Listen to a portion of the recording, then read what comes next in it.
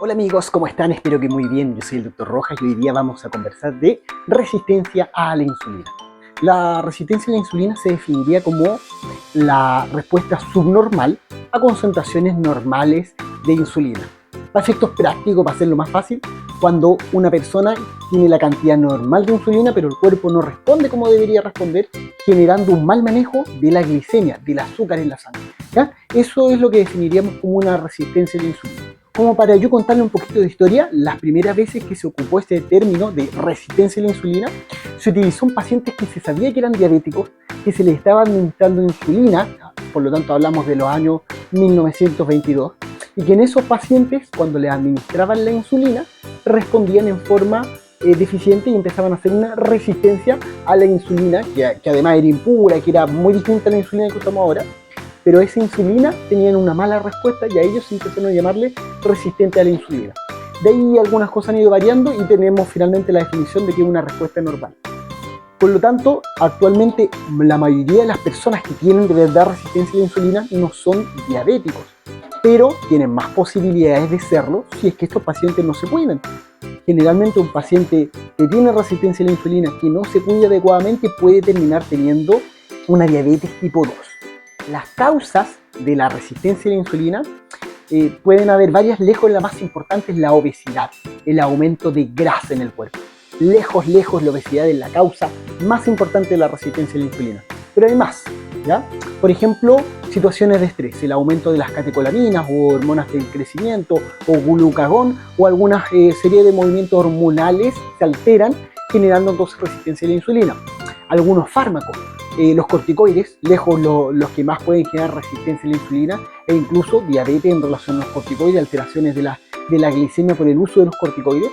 También algunos antivirales, principalmente antirretrovirales que se ocupen en el VIH, pueden generar entonces resistencia a la insulina dentro de las causas que se sabe que pueden generar resistencia a la insulina.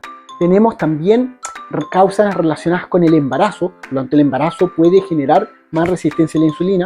Tenemos la lipodistrofia, esto puede generar aumentos también de la resistencia a la insulina. Pueden haber anticuerpos anti-insulina, que también pueden generar por lo tanto más riesgo de resistencia a la insulina. Específicamente existen algunas alteraciones genéticas que pueden generar alteraciones en la señalización de la resistencia del uso de la insulina, que es lo que conocemos como resistencia a la insulina tipo A, y hay otros que generan alteraciones y anticuerpos que alteran los receptores de la insulina, que son los que terminamos llamando resistentes a la insulina de tipo B. ¿Ya? Por lo tanto hay varias causas para explicar la resistencia a la insulina. Vuelvo a lo primero, lo más importante por lejos, la obesidad y el aumento de grasa. ¿Ya? Esta obesidad también puede generar otras enfermedades que se correlacionan con la resistencia a la insulina y por lo tanto a veces uno no sabe qué viene antes o qué viene después. ¿Cuáles son esas enfermedades?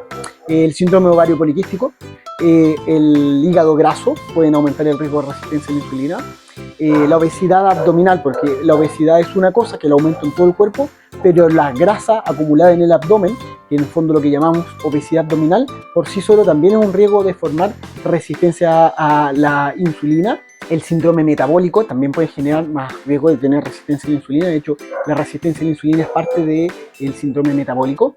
Pudiese generar más riesgo también algunos tipos de cáncer, algunas neoplasias, como por ejemplo el cáncer de endometrio, porque se correlaciona con la obesidad. Entonces a veces se correlacionan también en forma directa o indirecta con la resistencia a la insulina.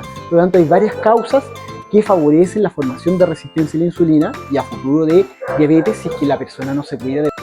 En la mayoría de los pacientes, para diagnosticar la resistencia a la insulina, nos pudiese bastar la parte clínica.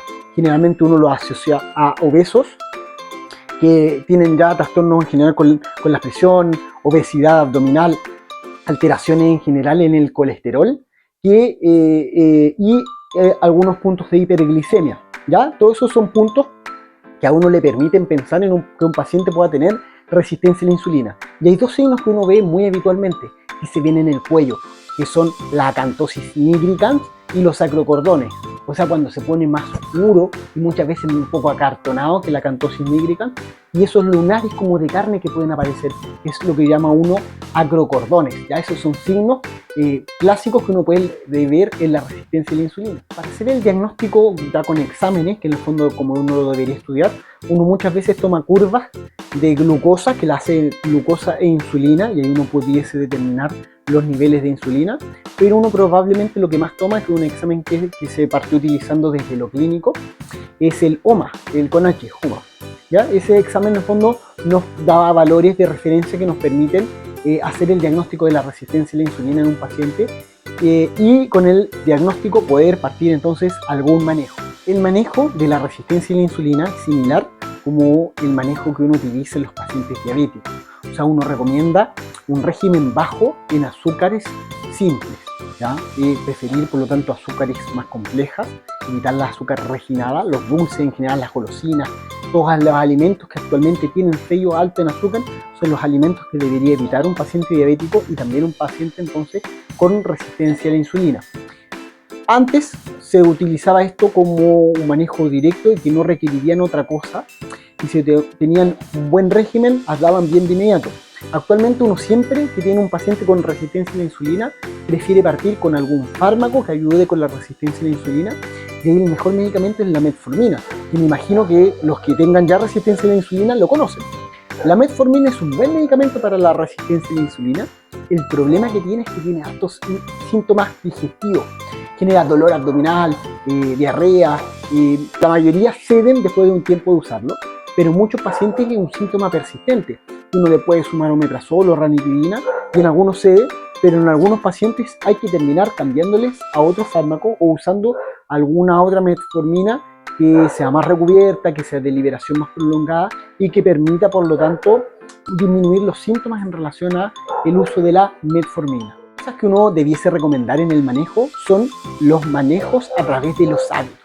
O sea, para un paciente con resistencia a la insulina es vital hacer ejercicio, mantener una actividad física de al menos unos 30 minutos, 3 veces a la semana, nos va a ayudar a formar más musculatura, de esa forma disminuir la cantidad de grasa también al utilizarla en energía y nos va a ir ayudando por lo tanto en el manejo de la resistencia a la insulina. Un régimen con más cantidad de fibra, de más frutas, de más verduras, de alimentos más saludables, pescado, huevos, lácteos incluso, nos pueden ayudar en el fondo a mantener más cantidad de proteína y de buenos alimentos. Sin embargo, siempre si quieren ser bien evaluados de la parte nutricional, busquen alguna nutricionista, que son profesionales dedicadas a eso y que les van a poder resolver todas las dudas del tema nutricional de la forma más adecuada para que a ustedes les vaya mucho mejor en entender cuál es la alimentación adecuada para ustedes. Otras recomendaciones útiles: no fumar, disminuir el tema del alcohol, porque también al aumentar el hígado graso, el daño hepático, podemos aumentar la resistencia a la insulina, tener buenas horas de sueño, disminuir el estrés, ¿ya? Porque todas esas cosas son factores de riesgo, sino para formar la resistencia a la insulina.